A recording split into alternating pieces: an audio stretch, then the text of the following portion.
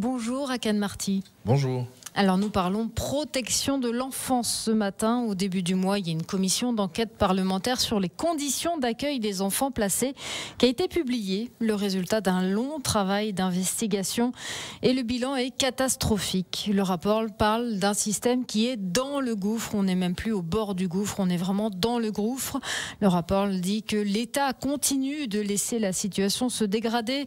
Structure surchargée, recours à l'intérim qui va à rebours du besoin de stabilité des jeunes enfants, des proxénètes même qui viennent faire leur marché parmi ces enfants.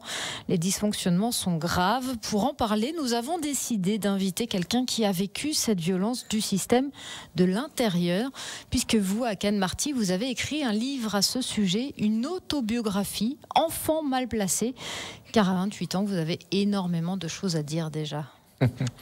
Oui, un petit peu. Je connais le système en tant qu'ancien enfant placé et puis aujourd'hui en tant qu'éducateur spécialisé. Et puis j'ai eu l'opportunité aussi de m'investir sur différentes commissions et notamment cette commission d'enquête avec différents membres du gouvernement sur cette question importante aujourd'hui. Alors on va revenir un peu sur cette enfance. Vous avez vraiment l'aide sociale à l'enfance, l'ASE comme on dit, vous l'avez connue de A à Z dès votre plus jeune âge. Oui, j'ai ma mère et puis j'ai ma grand-mère qui ont été placées en protection de l'enfance. Et puis j'ai eu un héritage à ce niveau-là. J'ai été également placé de mes 3 mois officiellement jusqu'à mes 18 ans. Et puis voilà, j'ai connu pouponnière, famille d'accueil, MEX, maison d'enfants à caractère social, appartement éducatif. Et puis après j'ai quitté le système et je suis revenu avec une formation... Voilà, où j'ai travaillé aussi dans des établissements qui accompagnaient des jeunes en protection de l'enfance. Vous vous retrouvez dans les conclusions de ce rapport parlementaire? Oui, totalement. Parce qu'on se dit c'est inconcevable dans un pays comme la France aujourd'hui, en 2025, d'avoir ça. Mais non, vous confirmez, c'est vraiment comme ça que ça se passe. C'est comme ça que ça se passe, oui. Mais ça fait des années que la sonnette... Elle a été tirée. Ça fait des années que des professionnels en fait alarment sur des dérives qui se passent dans les structures, dans des enfants qui sont en danger. Et je crois que on a une politique qui se cache les yeux et on montre beaucoup de chiffres qui font penser qu'il y a un gros investissement sur la protection de l'enfance, mais c'est pas vraiment le cas. Et du coup, on a un secteur qui est en grande difficulté, de moins en moins de professionnels, des jeunes qui sont de plus en plus en souffrance, avec des problématiques qui viennent de plus en plus tôt. Et on se retrouve avec des situations qui sont à chaque fois dans les médias et qui sont révoltantes. Donc vous avez connu cette aide à l'enfance, vous le disiez dès votre plus jeune âge, dès l'âge de 3 mois, vous avez été placé en pouponnière. Est-ce que quand on est enfant, quand on grandit dans ces conditions-là, avec les violences dont on parle régulièrement, est-ce qu'on se rend compte de ça ou est-ce qu'on se dit c'est normal, c'est ma vie, elle est comme ça? Pour ma part, en tant qu'enfant, je me disais que c'était normal parce qu'il y avait tout un système qui était fait pour ne pas parler et ne pas divulguer ce qui pouvait se passer, donc c'était compliqué. Aujourd'hui, je pense qu'il y a quand même plus de moyens et plus de professionnels qui sont formés et qui peuvent permettre d'entendre la parole de l'enfant, même si ça reste compliqué. Mais ça bouge pas assez pour protéger ces enfants. Même si certaines fois les professionnels sont au courant, derrière la prise en charge, elle est assez faible parce qu'on manque de personnel, on manque de formation à certains niveaux. Et donc même si on peut entendre certaines fois les choses, moi je trouve de manière personnelle qu'on loupe pas mal de choses par rapport aux jeunes qui nous envoient des signes pour qu'on bouge pour eux. C'est qu'un problème de moyens ou il y a autre chose derrière? C'est une vision. Aujourd'hui, si on regarde l'actualité, on entend le gouvernement qui explique qu'il faut faire des réductions et souvent on va prendre dans le médico-social. Et au final, si on avait une vision à long terme d'accompagnement, je pense qu'on gagnerait à avoir des personnes qui s'insèrent dans la société de manière saine et sereine et qui après rendraient dans la société. Alors que si on a des histoires de vie qui sont compliquées et qui ne sont pas traitées, la majorité ça se poursuit et puis en tant que jeune adulte et après ça continue et voilà. Moi je pense vraiment qu'on devrait avoir une vision qui soit poussée et qu'on laisse le temps en fait aux situations de se développer et puis d'aller mieux. Mais Enfin, c'est un peu se voiler la face de se dire on travaille sur 1 an, 2 ans, 3 ans, alors qu'on le sait bien, dans notre vie personnelle, quand on acte un changement, ça prend des années. Alors là, avec des jeunes qui ont de réels besoins, des familles qui ont des besoins, on devrait se laisser le temps de pouvoir accompagner. Et je pense qu'on aurait des résultats si on voyait les choses de manière différente. Oui, ce qu'on dit souvent, les personnes qui malheureusement ont connu des violences dans leur enfance ont tendance à reproduire ces violences quand elles deviennent adultes. Vous avez l'impression, vous, d'être un peu un rescapé ou d'être un peu l'exception de ce système ? On a de belles histoires, on a de très belles histoires. J'ai la chance d'avoir côtoyé des personnes qui ont fait partie de ce système et qui ont réussi à avancer, à dépasser ce qu'ils ont pu vivre, mais c'est pas donné à tout le monde. C'est souvent une question de rencontre, c'est des gens qu'on a croisés qui nous ont permis de voir les choses de manière différente, c'est un soutien à un moment donné. Et j'ai eu pour ma part de la chance d'avoir rencontré ce genre de personnes et qui m'ont permis d'évoluer de manière positive. Mais tout le monde n'a pas cette chance et du coup on le voit dans les parcours de protection de l'enfance, quand il y a beaucoup de ruptures, c'est difficile de pouvoir avancer. À chaque fois, je mets ça sur la même ligne que notre vie personnelle. Si on a plein de ruptures dans notre vie personnelle, avec des amis, avec la famille, eh ben, on est en insécurité et c'est difficile d'avancer. Alors que si on apporte une stabilité, je pense que la vie qu'on veut mener serait totalement différente. Et ça va aussi dans le champ professionnel avec les études en protection de l'enfance. On a de moins en moins de jeunes qui peuvent faire de grandes études parce qu'on va leur demander d'être autonomes à 18 ans, même avant, parce que l'accompagnement ne se poursuit pas. Et aujourd'hui, sans faire de longs discours, est-ce que quelqu'un qui a 17 ans, 18 ans peut s'assumer pleinement, autant dans sa vie personnelle que sa vie professionnelle ? Il n'y a pas besoin de faire de grands calculs. Je pense que la réponse, elle est toute dite, toute faite. Vous, Aken Marty, vous avez eu de la chance, notamment. Vous avez rencontré une éducatrice, c'est ça, qui vous a un peu ouvert les yeux sur plein de choses ? Oui, qui a agi de manière différente avec moi, qui m'a coucouné à un moment donné où j'en avais, je pense, besoin. Et voilà, elle m'a soutenu, elle m'a accompagné à passer le BAFA alors que je voulais pas, elle m'a soutenu à trouver un appartement. Et puis à côté de ça, c'est une période où j'ai rencontré des gens à l'extérieur qui sont devenus ma famille et qui m'ont permis en fait d'avoir une stabilité financière, émotionnelle. Et voilà, j'ai croqué la vie à pleines dents. Et vous avez voulu rendre ça un petit peu, parce qu'aujourd'hui vous êtes vous-même éducateur spécialisé à Genève, vous habitez à Annecy, vous travaillez à Genève, il y a cette expérience qui vous a marqué au fer rouge et vous avez voulu, c'est quoi, c'est rendre un peu l'appareil, c'est essayer de sauver ceux qui peuvent être sauvés, entre guillemets, c'est des mots forts, mais il y a quand même peut-être ça un petit peu derrière. Non, je crois que je vais vous décevoir dans la réponse. Moi, c'est le BAFA qui m'a fait ouvrir les yeux sur l'accompagnement d'abord des enfants animés, maîtres de la vie. Et puis, j'ai voulu me professionnaliser là, dans ce milieu-là. J'ai pas voulu suivre par rapport à mon parcours personnel parce que je pense que c'est dangereux si je me mets à vouloir réparer quelque chose avec moi, mais envers les autres. Et j'ai fait un gros travail avec des psychologues à l'extérieur pour ne pas faire de transfert d'histoire. Et aujourd'hui, non, j'essaye de donner un maximum.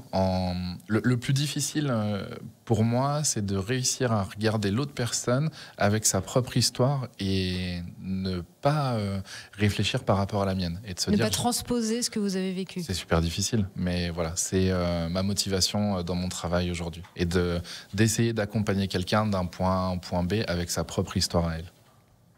Aken Marty qui est avec nous jusqu'à 9h30 sur Radio Mont-Blanc. Vous êtes l'auteur d'un livre Enfants mal placés. On fait une petite pause et on revient juste après. Vous êtes l'auteur d'un livre Enfants mal placés, car la protection de l'enfance, tout ce système de l'aide sociale à l'enfance, vous l'avez connu vous-même depuis vos 3 mois jusqu'aux vos 18 ans. Vous avez vraiment connu toutes les étapes, les pouponnières, les familles d'accueil, les centres éducatifs. Aken Marty, vous avez participé à cette commission d'enquête parlementaire. À votre demande ? Non, on vous a proposé. On me l'a proposé, oui. Comment ça s'est passé ? Qu'est-ce que vous attendiez justement de cette commission d'enquête ? Alors moi, j'espérais qu'on puisse donner la parole à un maximum d'enfants qui ont été placés ou qui sont placés, qui étaient placés au moment de la commission d'enquête, et puis à des professionnels de terrain qui ont un regard quand même très concret de ce qui se passe. Et je trouve que pour ça, ça a répondu quand même à mes attentes de ce que j'ai observé. Et moi, on me l'a proposé parce que j'ai rencontré la députée Isabelle Santiago il y a des années, où on a eu pas mal d'échanges sur la protection de l'enfance. Et j'ai eu la chance de travailler au Canada pendant 2 années. Et elle est venue pour voir un peu ce qui se passait à l'international.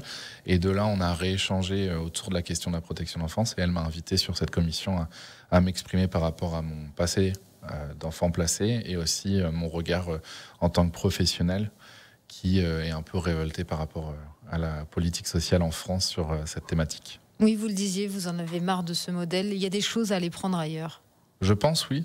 Par exemple, on parle souvent des pays du Nord qui ont une vision du social qui est différente, et je crois qu'au Québec, on a une vision totalement différente de l'enfant, du jeune adulte, pardon. Et il y a des moyens qui sont mis, autant dans la formation des professionnels que sur le terrain, que dans la vision globale dans la société. Et je crois que ça fait une grande différence. Et en France, alors qu'on est un grand pays, on manque sur ce terrain-là. Et je pense qu'on peut se donner les moyens, parce qu'on a un très beau pays avec des gens qui ont envie. Et malheureusement, on n'a pas une politique nationale qui pousse dans le sens de l'amélioration de l'accompagnement de l'enfant. On le disait dans la première partie de l'interview, c'est pas forcément qu'une question de moyens. Et bien sûr, il y a cette question de moyens. Il y a aussi une vision à long terme, parce que les enfants aujourd'hui, si on en prend soin, plus tard, c'est un peu un retour sur investissement. C'est un peu brut de dire ça, mais c'est un peu ça quand même. Si on va dans du brut, oui, c'est clairement ça. Encore une fois, je prends les exemples du quotidien, mais si vous avez des enfants et que vous les accompagnez au mieux dans leur vie, vous les accompagnez à grandir, à découvrir, à se créer des souvenirs, quand ils vont arriver à l'adolescence et qu'ils vont prendre un chemin pour des études ou non d'ailleurs, chacun fait ses propres choix, et lorsqu'ils vont prendre leur indépendance, ils seront quand même prêts à prendre cette indépendance. Alors qu'aujourd'hui, dans la majorité des situations, on n'a pas cette facilité-là dans la protection d'enfance.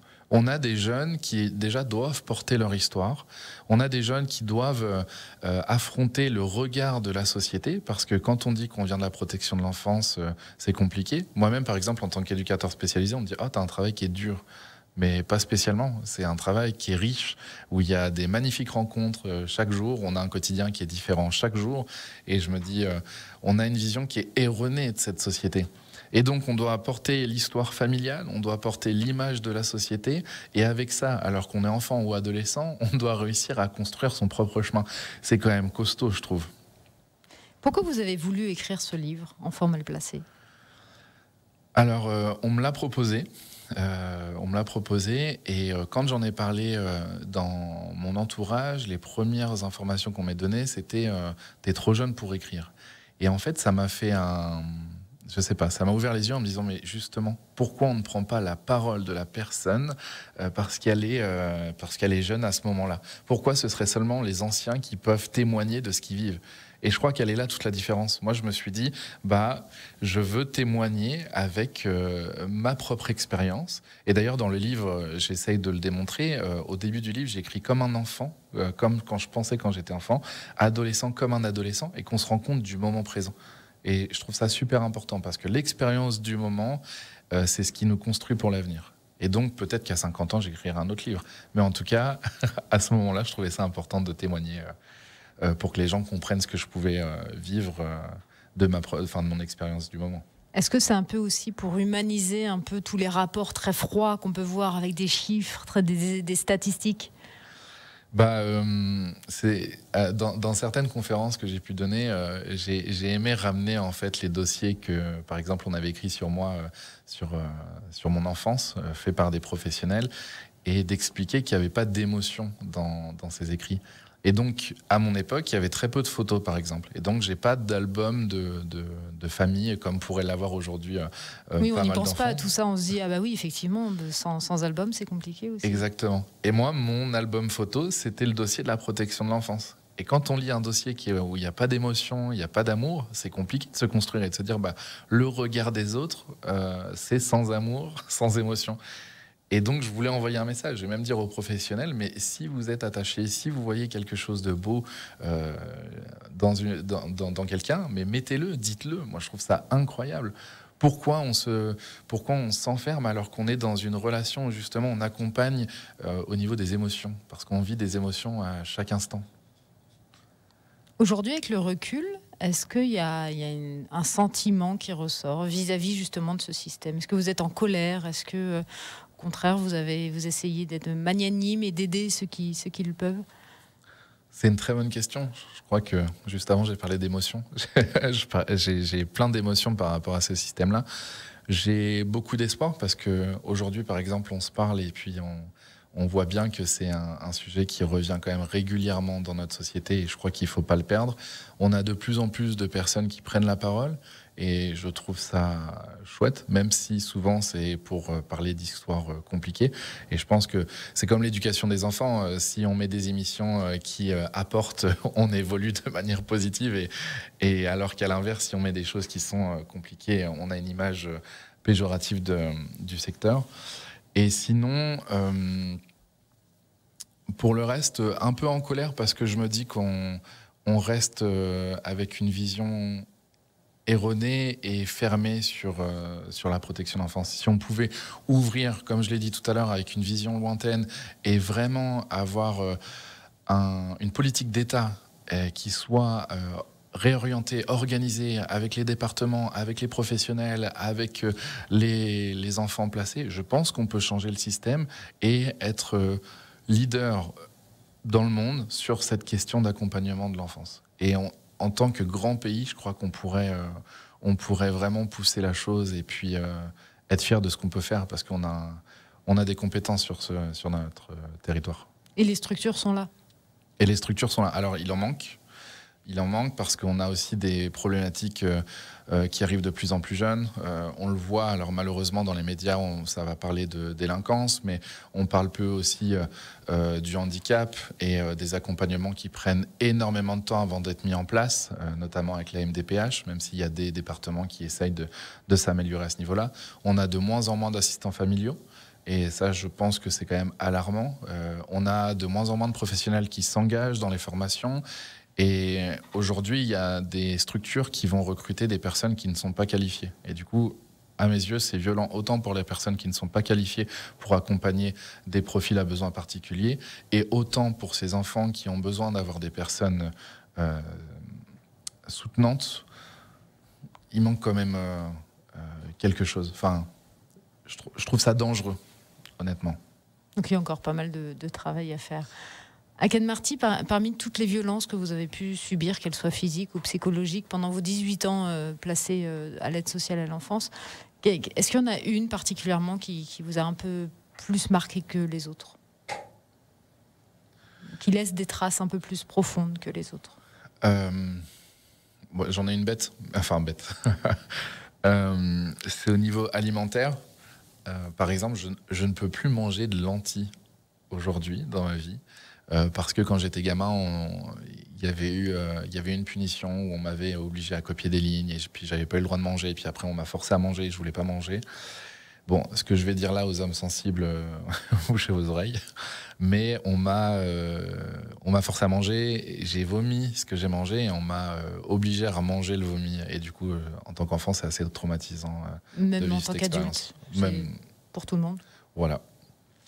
Aken Marty, si vous pouviez parler à votre vous-même de quand vous aviez 10 ans, 15 ans, qu'est-ce que vous diriez? Tiens bon.